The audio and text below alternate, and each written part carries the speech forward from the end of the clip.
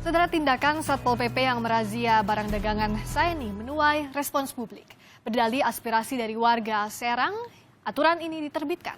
Namun kenyataannya di lapangan justru menuai kecaman. Lantas, masih layakkah aturan atau perda larangan berjualan makanan di saat bulan puasa ini diberlakukan? Untuk memperbincangkannya, sudah bergabung saat ini di sambungan Skype dengan Wakil Ketua DPRD Kota Serang, Bambang Janoko. Selamat sore, Pak Bambang. Selamat sore, Assalamualaikum warahmatullahi wabarakatuh.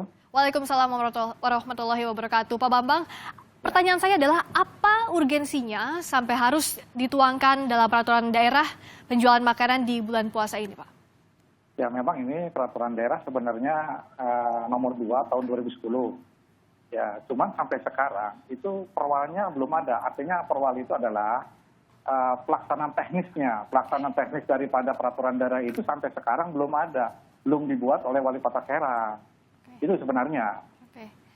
Kalau pelaksanaan teknisnya belum dibuat, tapi kenapa kemarin razia itu mengatasnamakan Perda berlandaskan Perda nomor 2 tahun 2010 ini, Pak, tentang pencegahan, pemberantasan, dan penanggulangan penyakit masyarakat? Ya, kadang-kadang kan seperti itu. Mereka itu ya, belum membaca sepenuhnya daripada aturan itu sendiri. Mestinya dia tanya dulu ke bagian hukum, apakah peraturan daerah nomor 2 tahun 2010 itu apakah sudah ada perwalnya, pelaksanaan daripada teknisnya itu sendiri. Gitu. Jadi sepertinya harusnya beliau koordinasi dulu, baik dengan DPRD maupun dengan bagian hukum. Lantas bagaimana kalau dia melakukan tindakan kalau pelaksanaan teknisnya saja belum ada, ngaturnya dari mana? Jadi seperti itu. Jadi yang mana yang luput? Di mana luputnya, Pak Bambang, dalam pelaksanaan razia makanan ini?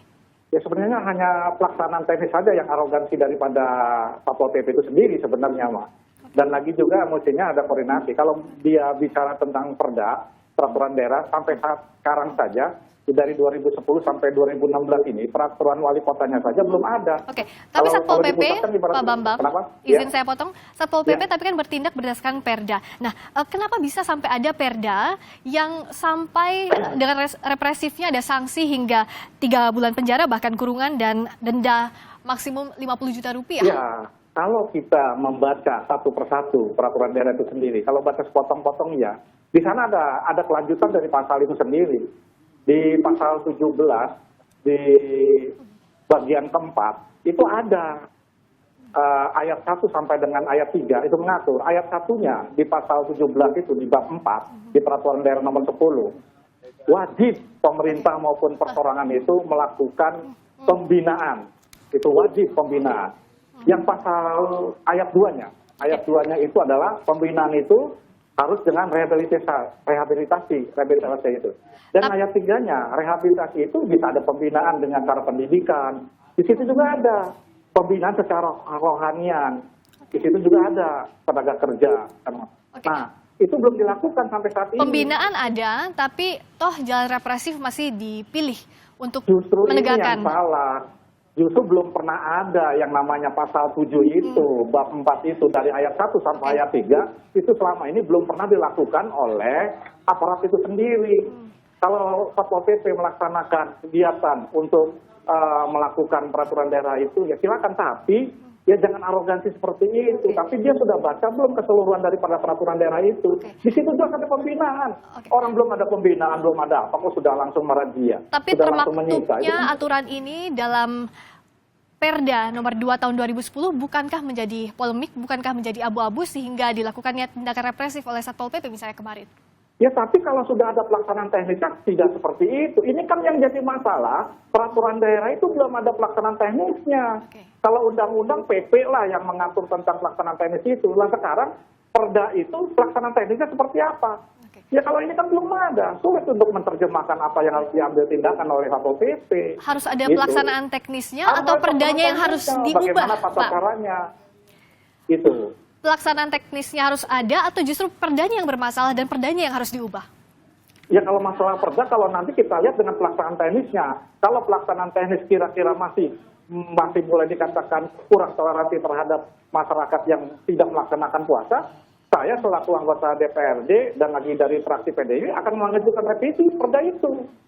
Cuman kita kan belum lihat peraturan perwalnya seperti apa, perwalnya ini, pelaksanaan teknisnya seperti apa.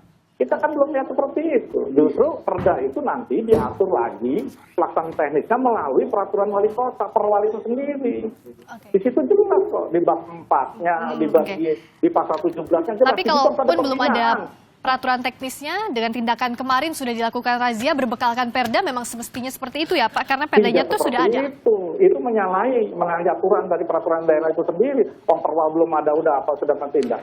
Dan lagi tidak ada yang namanya seperti itu, penyitaan itu tidak ada, tidak diatur di dalam peraturan daerah itu sendiri juga.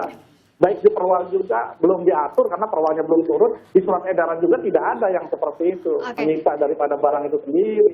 Ya, ini Pak kan Bambang, hanya arogansi daripada Satpol PP saja. Apalagi kepala daerah sudah menyatakan ini menyalahi Pak Bambang, prosedur. kami tangkap maksudnya. Di studio juga sudah ada Pak Rian Nugroho, pengamat kebijakan publik Universitas Indonesia. Setuju? Ya. Tidak semuanya. Apa yang tidak setuju ya Pak? Nomor satu, perda itu langsung implementasi, nggak perlu peraturan implementasi. Problemnya adalah bagaimana implementasinya saja. Karena kalau setiap kebijakan nunggu semua peraturan teknis seluruhnya nggak bakal jalan negara ini. Problem kita kan kita diajari oleh model Belanda. Jadi kebijakan itu makro, meso, mikro, enggak. Seperti undang-undang itu bisa juga kalau detail seperti undang-undang otonomi daerah langsung bisa jalan. Kita sekarang eranya masuk era Anglo-Sakson, bukan Anglo-konvensionalis lagi. Pendapat DPRD juga kemarin Wali Kota Serang sepakat bahwa yang salah Satpol PP-nya terburu-buru razia. Tidak. Nomor satu, bagaimana juga di dalam setiap organisasi yang salah itu pimpinan puncaknya. Artinya sejak awal disiapkan nggak itu teman-teman para aparatur daerah itu ketika eksekusi setiap kebijakan, pertama-tama mereka harus ingat bahwa kita hidup negara Pancasila. Kasus kemarin itu bukan masalah kasus agama, tapi kasus bagaimana pelaksanaan sebuah kebijakan publik di tingkat daerah, dia melanggar pasal sila kedua Pancasila, itu simpel seperti itu. Tapi masalahnya karena kita udah menganggap Pancasila itu lebay, nggak usah diomongin lagi, dihajar saja jadinya gitu. Jadi yang salah memang kemunculan perdanya yang bisa menuai masalah.